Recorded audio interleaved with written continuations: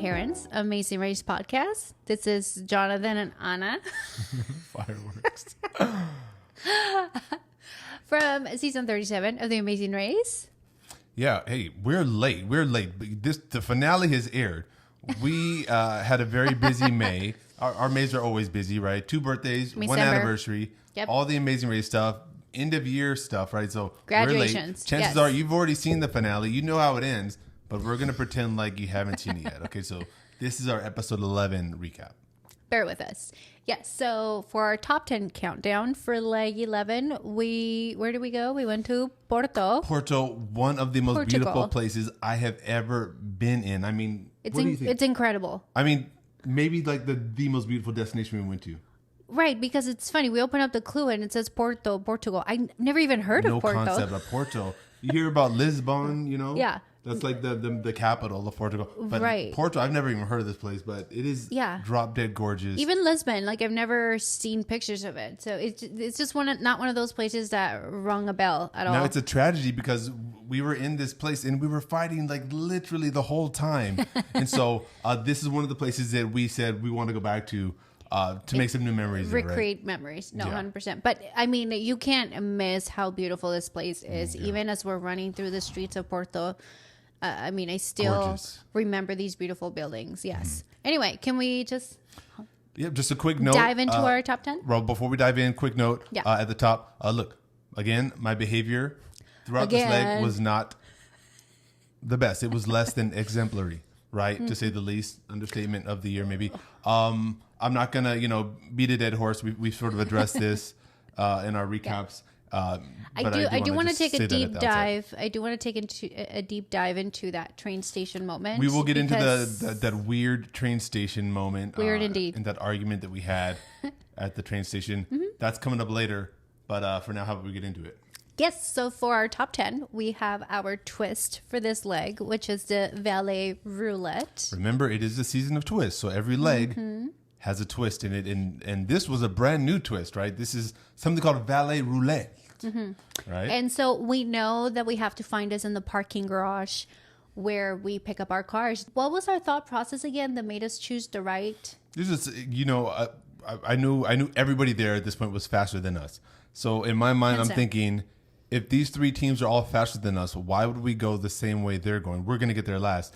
It's better to take a gamble, go the other way, and at least then you'll have a chance at getting there first. Right. And sure enough, it worked. We actually got to the location first, but I was looking this way because, the whole production team was like right there. So I was like staring at everybody and, I'm dumb. I'm thinking, what are all these people standing here for? And they're all staring at me. Well, the Valet Roulette board was like right behind me. He literally ran right past it. So I ran past it. Yes. And I was like on the other side of the cars just because I think we kind of split and went in, And Carson and Jack were very sharp. They noticed that we were looking. I think you had said like it's back there, and that was they right when Carson and Jack came up, and they turn, and they get there first. So there's different keys on this roulette that we have to select from. Half of the cars are automatic, half of them are manual transmission. So based on whoever gets there first, you have like a first pick, but you really don't know what you're getting until they give you the car. So right, you have like pretty much a 50-50 chance of getting a manual or an automatic vehicle. Right. Now, depending on your comfort level with, standard transmission vehicles, this could be a pretty significant impediment. And I heard, you heard Jack and Carson talking about how, Jack wasn't really comfortable driving manual. Right. So and Carson's a better navigator, so I think it might have helped them. That actually could have had an impact on them. But they got an automatic, and then we got a manual, which is fine for us because we drive manual every day. This would have been a really cool twist to have when a lot more teams are still in the race. I think that would have made for a little bit more drama. Put this twist a little earlier. Although I understand why you wouldn't want a kind of a massive twist at this stage of the game. The way I wanted this twist to work, instead of, doing the manual versus automatic transmission, I would have liked it to have been like this. So you get to the wheel and there's different kinds of cars. So I mean, like one team gets to drive like a luxury sports car through the whole leg. Another team gets like this absolute beater. Another team gets like so fun. I don't know, a Jeep, just change it up a little bit. Oh my gosh, that would have been like so the cool. Type of car, right? That would have been so fun to drive the whole leg in like a freaking Range Rover or something, or a So sports cars versus like a minivan or a really old just car. to make it the comedy. That would have been just hilarious. You would have definitely had to like hide the keys under, the red and black, just so you wouldn't be able to tell what you're getting until you open, whatever. That would have been cool. That would have been really exciting and hilarious. Yes. Funny. Yeah. Anyways, that's Valet Roulette making its debut on season 37 of the race. What did you guys think? If you liked it, leave a comment. And if you didn't, well, you can keep it to yourself, I guess. Anyways, number 9. That does not say Desvio, by the way. This is a Portuguese word. This is how you pronounce it. Ready? Very strange. Desvio. Desvio. Portuguese. I don't understand it. Portuguese is a very unique sounding language. It's very unique. Anyway, what are we talking about here? That means detour in Portuguese. So they didn't show it. Of course they didn't show it. Because I never get unlucky. Everything is my fault. And so they didn't show it because this is a detour that we ran into on our way to the first location. So I'm navigating. I'm in the back seat with the map navigating to Sabrosa. An actual detour on the race. Not just the detour. No, this is an actual real life detour. Totally unexpected. It throws everything off. Because at this point, I'm navigating just by map. I took a big risk. We're big risk takers. And we're flying by the seat of our pants at this point. I took a major risk and decided to not get directions. Like a stereotypical guy. I said, I can do it. I got this. I'm going to navigate just with this map. And we hit that detour, and guys, I lose my bearings. The map would have been fine until we hit this detour. And we're forced to make like a right, and takes us into the mountains. So we're taking. This is like not even the scenic route. This is like we're in the boonies. I'm seeing. It's like we're going camping, pretty much. 100%. It feels like we're going camping. We're in a national park. I see trees. I see mountains. I'm like, where are we? 0 people, 0 businesses, no other cars. So just like that, in an instant, we go from first to last to start the leg, and that kind of starts a spiral. It does, and things see get the pattern here? Nasty. Things get tetchy. I'm sniping at her. Now they don't really show like kind of the sass that you're sending back to me. Yeah. But whatever. Because I'm like, I'm mad, and I'm like, why did we stay in the other one? Why are we here? Yeah. And mind you, what's supposed to happen is that these roads are supposed to be parallel, the A4 and the I4, but we're no longer on neither of them. One is sort of a highway, and one is a freeway. Basically. Right, and the other one's supposed to take us into the little town of Sabrosa. So I'm just why did we even get out? This detour has thrown us totally off course. We don't know how far away we are. They really only show my side of it, which is fine. Yeah. Okay, but yeah, Desvio. So not good. We're in fourth to start the penultimate leg. Imagine the stress, right? So very stressful for both of us. But where are we driving? Because there is a missing challenge, right? We're driving challenge, y'all, that you didn't get to see. To Sabrosa, which is where Magellan was apparently born. Right? And this is an actual detour, right? Route info. This was an active route info. And we had to do this little map thing where we basically map out his voyage around the world. Do you guys recall, what was it, season 23? They went to Portugal. I don't remember what season it was in, but I think it might have been that one. So they actually went to, I think, Lisbon, Portugal, and they had to do something very similar where they had to map out or measure how much Magellan had traveled. Was that 23? Yeah, I think that was 23. I believe so. Yeah. Anyway, so it was very similar to this, but we actually had to listen to Magellan, an actor playing Magellan, tell us a story about his travels, and we had to go back and essentially put him in order. Mm-hmm.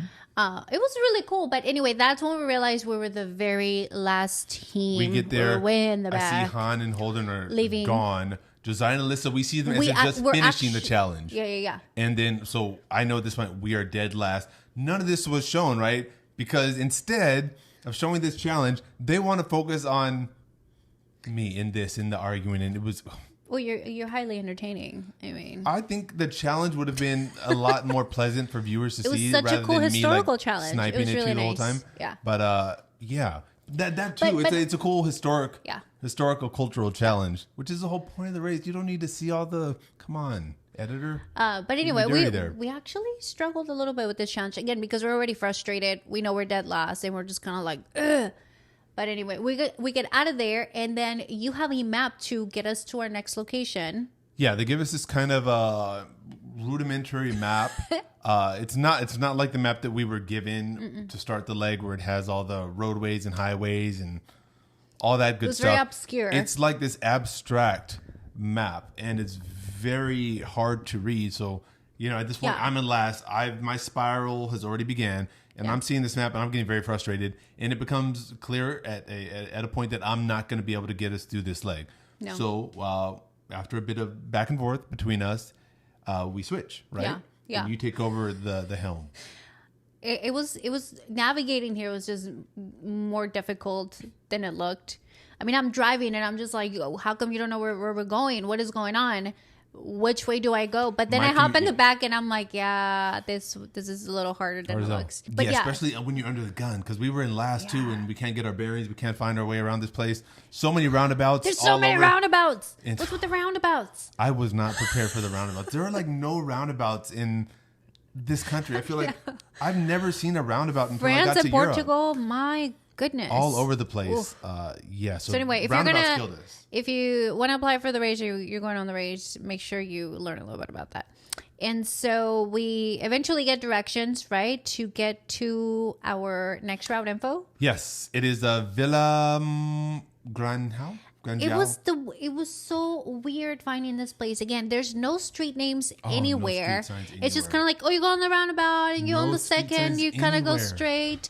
And I'm trying to find a street name. Eventually, we find this place because we literally see the clue box, which leads us to number 7, Uncharted Waters. Uncharted Waters. We are in uncharted waters as far as water challenges go. What is this, number 7? Oh, yeah, water counter. Number 7. I think this is 7. So here we go. We're going down towards our 7th water challenge. And I'm fed up at this point. I'm in last place. Yeah. The last thing I want to see at this point is water. Yeah. And what do they give us? Another water challenge. Water. So, we are not feeling happy as we get into that raft. Yeah. We're paddling across. We don't see any teams, right? We were going back and forth on the raft. No, you do it that way. Saying some very nasty things. I'm not going to lie. Anyway, so we finally get there and we have to roll. We roll the barrels up. The barrels. To the chateau. Which is funny because I think you rolled both of them. I rolled mine like halfway there, but then once I saw the other hill, you were just taking turns and you rolled mine up. This was surprisingly strenuous. I mean, those barrels were heavy. So heavy. And my forearms were on fire. Yeah. Yeah, it was tough. We got back and we read our clue. We have to head over to a castle that's about, I don't know, like how many miles? Like 60 miles? Yeah, number 6, long drive. Oh my gosh. We go for the longest individual drive that we've had on this whole race. And oh my gosh, we were all like exhausted. Like the camera guy was falling asleep. The sound girl had fallen asleep. It was a long and quiet drive. Awkward as hell because at this point we're in last. We think we're going home. It's just an awkward, quiet drive. The only conversations we were having at this point is that we were going to get eliminated. Yeah, no. That's the only thing we talked about. We said, look, how is Phil going to come get us? Where are we going to see Phil? I didn't know when we were going to see Phil. I was just convinced we were going to get eliminated. He was going to meet us somewhere. Yeah. And we were going to go home. So, but no. I remember learning how long this drive was and thinking like, oh my gosh, this is further than how long we drove in France, which seemed like forever. Yeah. You guys, at this point, I didn't have any snacks. I didn't have any water. We didn't eat that morning. We're malnourished. We're jet lagged. I'm hangry. We're running I'm on tired. fumes as far as energy goes. And then I'm dead last. Like there's very little hope and motivation. And eventually we make it to the castle. But before that, you read a note because again. Oh, that's right. The vibe is very negative. So negative. We're feeling very pessimistic about our hopes at this point. But then she goes into her little bag and she gets out these notes that our daughter Naya had written to us for the race. And what made you reach in and read this at that time? Well, remember, she had given me a note for each leg. Instead of writing leg, notes. She wrote a day, like day 1, like 1, day 2, like 2. Yeah. And I don't know what made me open up this note. I always open the notes either at the beginning of the leg or at the end. Never do it in the middle of the leg. What made you do that? I have no idea. Again, it was a long drive. I must have just been bored going through my fanny pack. So interestingly, you open it up and what does it say? And it's not over until Phil says it's over. It sounds made up. It was the weirdest thing because I'm just like, how did she know I needed to hear this right now? We're having the single worst leg that we've ever had on the worst possible at the worst possible point in the race, right? But right I've heard these legs are usually the toughest because you're just so tired. You know, the race is so hard, and it takes a toll on your body. And at this point, we're exhausted, hangry, and I just needed this to give me a spark of hope. My little girl just knew. So I'm like, weird. Okay, maybe this is a sign. Anyways, we get to the castle. Yeah. Right. And you say it. You hear me say it because we had been talking about it the whole time. I'm expecting Phil to be in that castle as soon as we open the door. We get in. I get into the medieval garb. Right. Which honestly, if it would have been a different leg or a different situation, you would have just absolutely loved. Yeah. I would have been on cloud nine. You would have just been like a kid. I think we were still able to appreciate it, even though, the lives were low. Again, you explain how it's really hard for you to just be able to have fun if I think people keep saying, oh, he's not having fun if he's not winning. It wasn't the winning part. No, not winning. It was going home. Going home. And that we didn't get to the end, which was our goal, really, to get to the end. Right. Yes. We get there. We see that we are the only team there. Again, I'm thinking, I don't know why Phil hasn't come out. I guess maybe they're just being nice and gonna let me do this last cool task just to be nice. So because even Bertram left the building. Bertram had bounced. Bertram bounced in his little sports car right when we'd gotten there. I'm like, oh wow, okay, it's over. It's really over. They're just gonna let me do this before we go. Cool. Yeah. So we got in the machine. What happens? Well, there's a nice gentleman that decides to help us on our race, and he rear ends Josiah and Alyssa. Crazy. We actually, I didn't know this until we met Josiah and Alyssa here in LA a few weeks ago. Yeah. For lunch. I mean, we had no idea what that story entailed. All the craziness that happened. I'm just like, wow. So they had gotten rear-ended. And then on top of that, they had some navigational issues themselves. Right. And so we get to the train station, right? And we're getting to the argument. We go up the stairs and we look across the platform and we see Josiah and Alyssa. Yeah. And what did you feel, by the way? Well, we were in the midst because of a I was heated so argument. mad at you. I wasn't even like, it didn't even register. I you know what I mean? Like my subconscious brain said, okay, there's Josiah and Alyssa. I have no idea what they're doing here. Right. Let me get back to this argument because this is like what's consuming my mind at this point in time. And so, yeah. On one hand, I'm thinking, wait, do we have a chance? Right. I still had so much doubt. It's like whatever we're doing today is not working. Yeah. Everything that we're doing is just... nothing is going right. Nothing is going right today. From the start. So even though I see them there, I still don't have a whole lot of hope that we're gonna make it. Because my vibe had been so low and down to the dumps. Yeah. I really didn't even care at that point. Right. I did not care, and we had had this really nasty argument, which we're gonna dive into in a little bit. But it was just a weird feeling seeing them and kind of knowing that I guess we have a chance here, but not really caring because I'm having such an awful day. Can you talk people through what your catastrophic thinking mindset it's like? Because for me it's like I can still feel a little bit of hope and I can try it and fake it, fake it till I make it, but stay positive. But he's such a vibe killer. Yeah, for me being neurodivergent and autistic, one little thing can feel like a disaster. So it's very common for me to turn molehills into mountains. If you've heard that phrase, literally worst case scenario. Don't turn a molehill into a mountain. Don't make a big deal out of something that's very small. When something goes wrong for me, just even the smallest, tiniest thing, it'll feel like my world is falling apart and collapsing. So that's what it feels like to have this sort of catastrophic thinking, which again is the hallmark of autism. And so once we hit that detour at the very beginning of the leg, that sort of starts that ball rolling for me, and it just gets really, really bad. And it's almost like it's contagious because, again, I'm hangry, I'm tired. This is leg 11, from so much. Like I'm putting myself through so much. At this point, I'm also just kind of like... This is the deep dive? Yeah.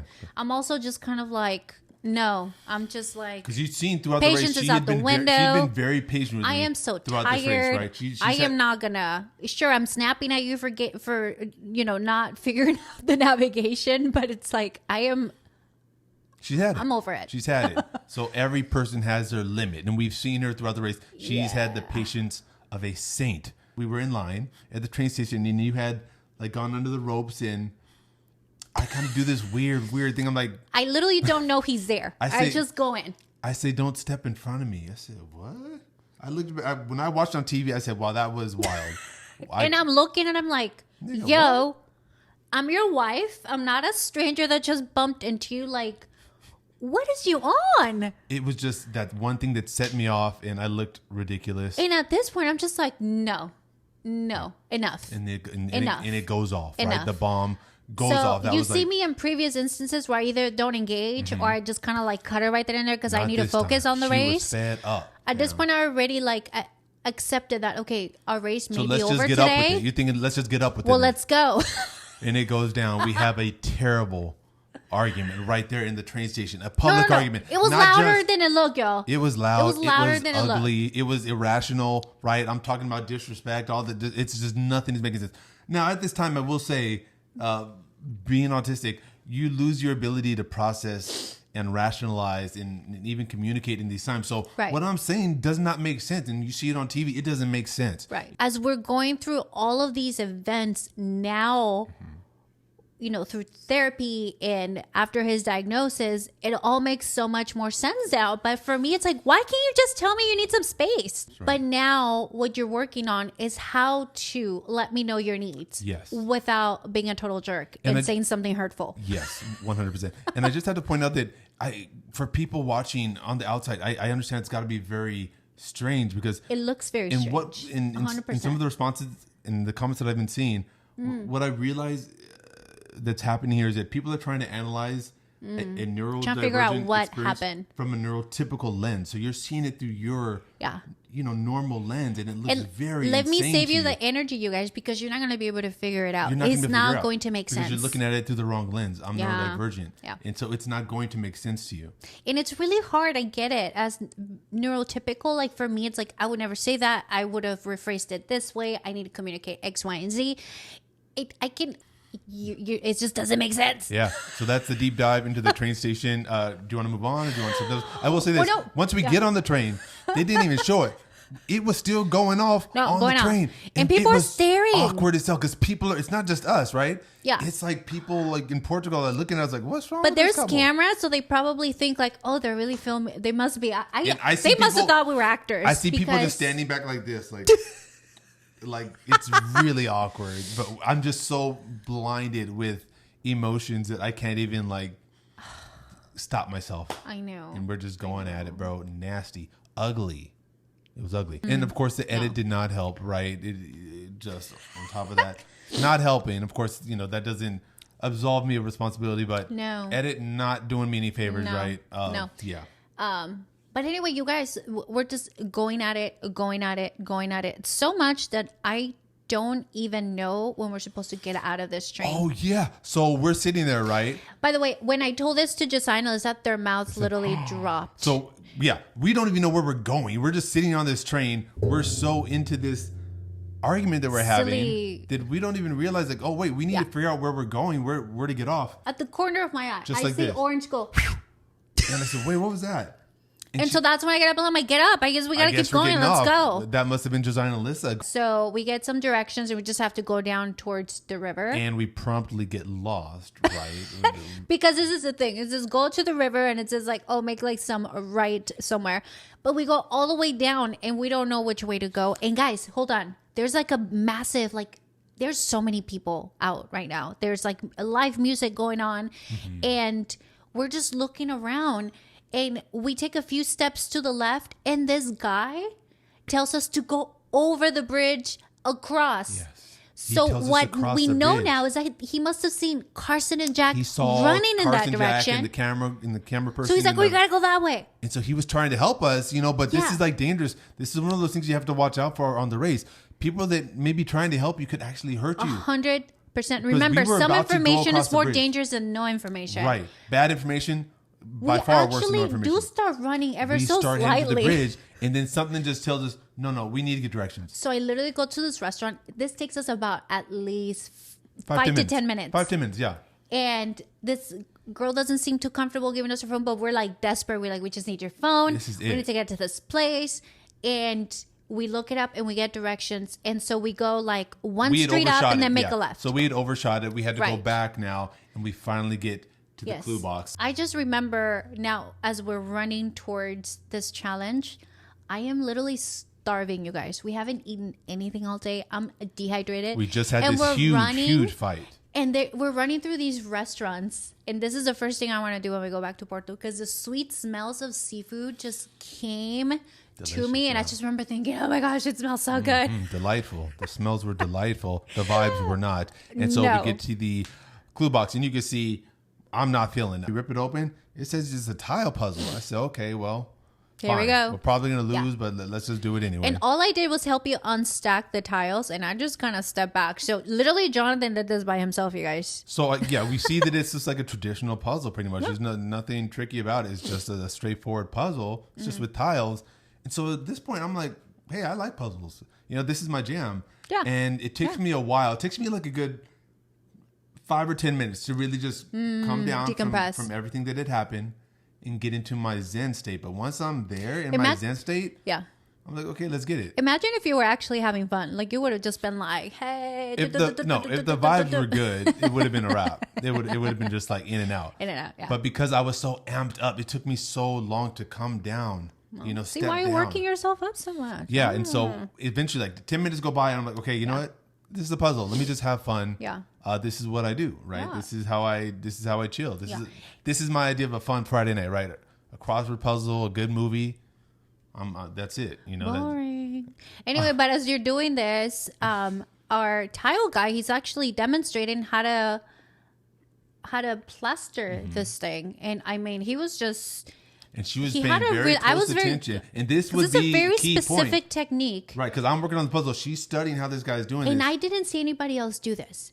But you literally just grab as much plaster as you can and you put it on that rectangle. Mm-hmm. And then that's what you use. And then you literally interchange. So you're literally not going back down to get more or pick up another instrument. They stay in your hands and you're just doing that. And your technique on this was flawless. I mean, you look like you had been doing this like 10 years. I know. I remember a camera guy who was like, have you done this before? And I'm like, no. But that's what she does. This is what I'm telling you. This is when you see her skills on full display. Yeah. Once she learns how to do something, it's a wrap, bro. She masters things very quickly. So I took care of the puzzle work. Yeah. Once that gets assembled, we get checked.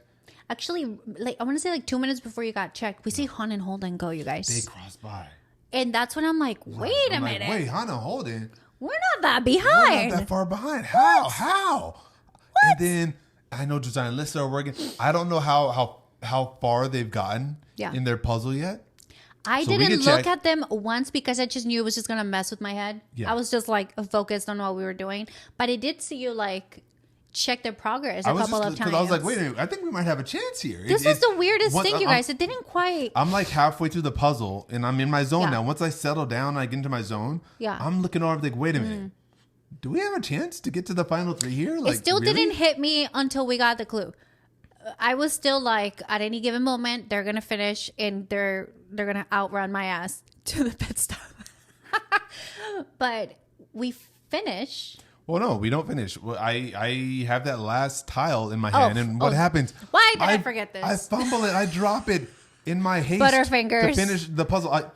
I drop the tile, and they cut. Why did they do a cliffhanger? Did you know they were gonna do a cliffhanger? No.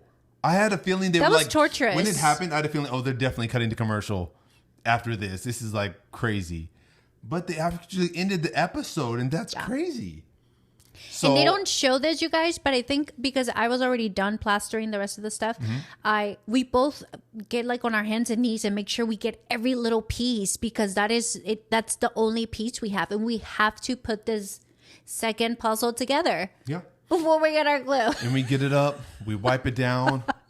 Somebody above like claps for us because we have people on top. I can't believe people live in these places. Yeah, rooting us on as we're racing. So I'm sure it was very exciting for them. They got a free show. So they clap for us, and we can't say anything else. Wait, because we're getting technically into leg 12 or episode 12 here. Let's stop there.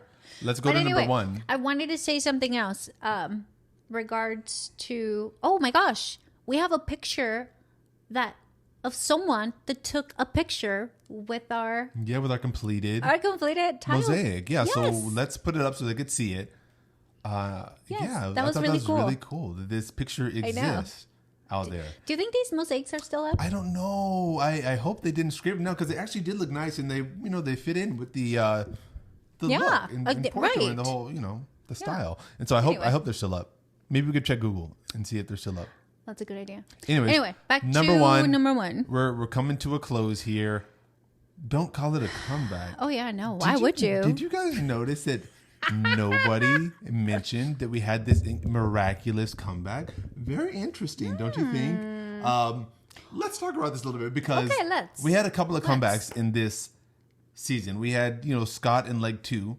He went from like virtually last to what, second, right? Because he got his clue on the first drive. Everyone said, "Oh my God, what a comeback!" Even though they made a lot of mistakes on that drumming challenge. What a comeback! They're incredible. Good for them. And then we saw Carson and Jack in leg 7 again. They got lost. Everyone's talking about the comeback. Oh my gosh! All they had to do was get lost. There was a comeback. Leg 8, they had I would say leg 8 was a real comeback. They had a legit comeback in leg 8. 100%. They started from behind. Of course. And they were everybody like 2 hours behind. What a comeback. And then here we are with everything on the line, the penultimate leg. Right? This is deciding who goes to that final 3. And we have this literally a miraculous comeback. And it's crickets. Phil called it a miraculous comeback. It's crickets, though, because we did it. So, no, it doesn't count. It's not a comeback. It's luck. We just got lucky. Well, does the villain get its flowers? Never. Ever? Well, I told you they will never give you flowers. So when we do it, it's people luck. are just so. But when everyone else does it, people it's are a so miraculous fixated with that. Just gonna point that out. Yeah, people are so fixated on that ridiculous train station moment that they totally lost overshadowed their logic about what the game is actually about and what we did in the game. No, this was a miraculous comeback, and nobody is talking about it, which is just insane. Now, I will say this: I've spoken a lot about bad luck and good luck on these recaps. Finally, for the first time, and I want to say forever, we've had bad luck since leg 1, right?